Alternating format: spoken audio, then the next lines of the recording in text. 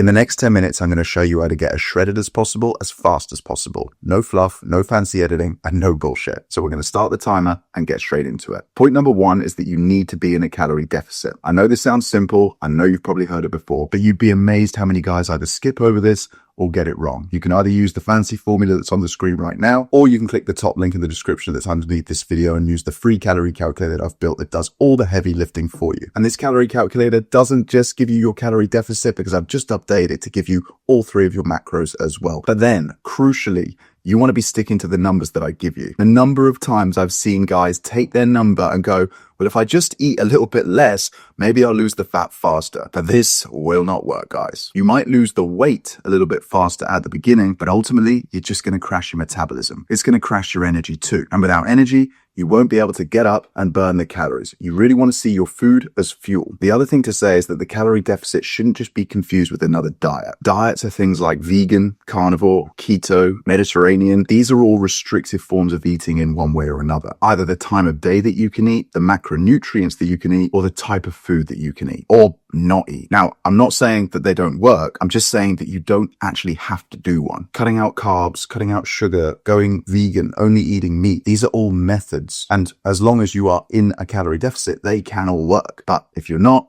they won't. And given that they're all relatively extreme and not that fun to follow, I'm never going to recommend them. The other thing that I'd say that makes it so much easier to stick to your calorie deficit is to take the number that I give you and multiply it by 7. Let's say your daily target comes out at 2,000. You multiply that by 7.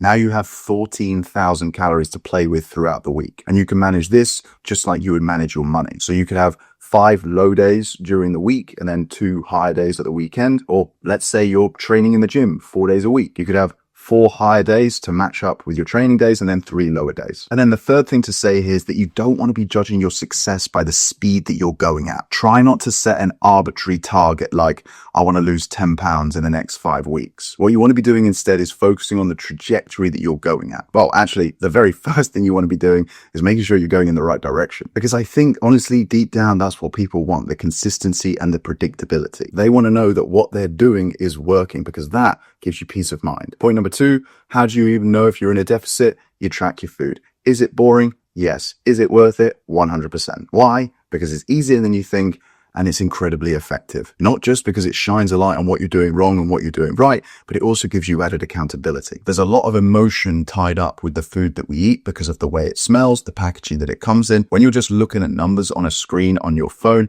it takes all the emotion out of the equation, it reverts your value system, and it helps you to stay on track. And ultimately, it gives you the data, and the data is what takes the emotion out of the equation. Tracking builds awareness, and awareness highlights problems. Treat the first few days, maybe even the first week, as a little bit of a food audit, because in this first phase, you just want to be finding the problems. And then once you've found the problem after the first few days, and trust me, you will, then what you want to do is tweak and track religiously for 14 days. Honestly, for most people, it's only normally 1 or 2 things that knocks them out of kilt. Could be a little bit of booze at the weekend, a dessert, eating out.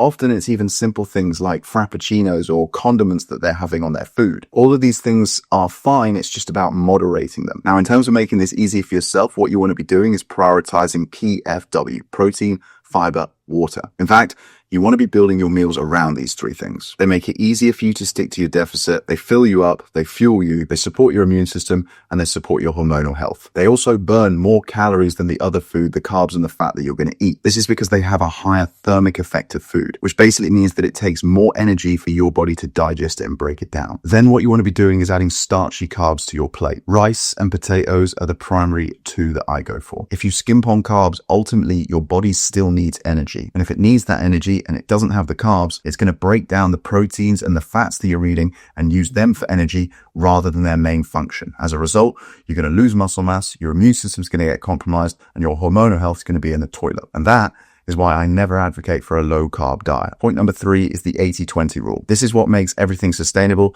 This is what makes it feel like you're cheating on your diet every single day. So very simply put, you want to be hitting 80% of your food, of your calories, from whole, single-ingredient, nutrient-dense foods. That's the protein, that's the fiber, that's the water, that's the starchy complex carbs. And actually, a really good rule of thumb here is that the fewer ingredients that are in your food, the better it is for you. So 80% from that stuff, and then 20% from the stuff that you love and look forward to. You want to be having one thing every single day that makes it feel like you're cheating on your diet, whether that's a fizzy drink, chocolate, crisps, nuts, whatever it might be. Diet breaks are very important. Now, the mistake I think a lot of coaches make is that they encourage their clients to take diet breaks every 6 to 8 weeks. Using this method, you're taking a diet break every single day. It removes the restriction, it removes the cravings, and ultimately, it makes it so much more sustainable that really, it doesn't even feel like a diet. When you start losing fat, when you're eating ice cream at the same time every single day, that's when you know you're winning. Because at the end of the day, anybody can follow a crash diet for 10 days or so, but this is going to take longer than that. If you're serious about getting under 15% body fat, maybe down as low as 12 or even 10%, the chances are this is going to take months, maybe even up to a year. I'm not saying that to discourage you. I'm saying that because one of the best things you can do at this stage is to reset your expectations. One of the biggest mistakes most men make is they think in days and weeks rather than months and years. But this is also why you have to learn to smile through the pain. You don't just want to be creating your deficit by eating less. You want to be creating it by moving more. But the best exercise for fat loss is not planks or crunches. It's not squats and it's not bench press either.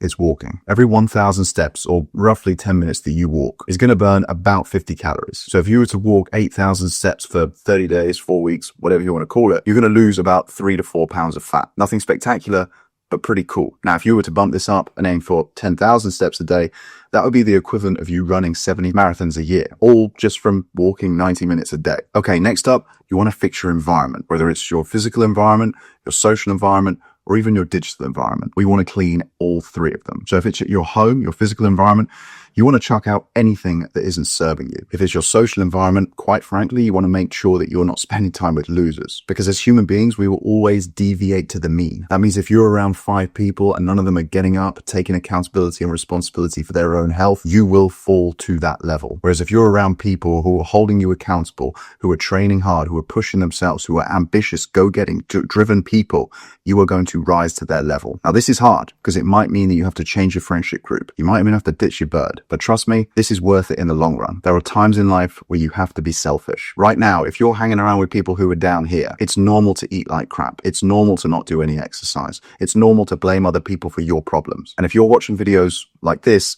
I know you don't want that. You want to be up here. So get around these people. Even if you can't physically get around them, listen to podcasts, watch more videos like this. But then importantly, take the learnings, take the lessons, take the energy and apply it. Because watching videos like this and not taking action is just a form of mental masturbation. And speaking of, your digital environment is just as important. So mass unfollow or mass mute, and then do a bit of a refollow or a new follow. Find accounts that are going to serve you, that are going to help you come up here. The people who are going to elevate you, motivate you, build you up, and hold you accountable. Because at the end of the day, all of this that we are trying to do is about the standards that you hold yourself to. Next up, and actually another part of your environment that you want to clean up if you're serious about getting shredded and getting under 15% body fat, is your sleep environment. A new study has just been done that showed that 2 groups on identical calorie deficits lost the same amount of weight, but the group who were sleeping 8.5 hours versus the group who were sleeping 5.5 hours, who were limited to 5.5 hours, lost a heck of a lot more fat and retained more muscle, which proves once and for all, conclusively, that if you are underslept, your body by default is going to burn muscle and not fat. To make sure that your room is as cold, dark, and quiet as possible, take all the electronics out of your bedroom, wear an eye mask if you have to, put earplugs in, get a fan, or if you can afford it, get some air conditioning. Make sure that you're setting a bedtime alarm. Everyone is obsessed with waking up to an alarm. No one has an alarm that tells them when it's time to wind down. Get yourself off of social media or the TV or the laptops, whatever it may be, for at least 60 minutes before bed, because these devices block the production of melatonin, which is your sleep hormone. And for God's sake, whatever you're doing, do not drink caffeine after midday. And if you can, try to make sure that you stop eating at least 3 hours before bed, because eating is a metabolic process that raises your heart rate. And when you're trying to go into a deep sleep, you need your heart rate at a low resting level. Sleep doesn't just help with the physical side of things with fat loss, it helps with the mental side too, because good sleep makes hard things easier. If you are well slept, if you're eating a low processed food diet, prioritizing protein, fiber, water, consistently in a calorie deficit, getting outside and walking more, of course, lifting weights is going to have a powerful effect on your body composition as well. You only need to be doing 3 workouts a week,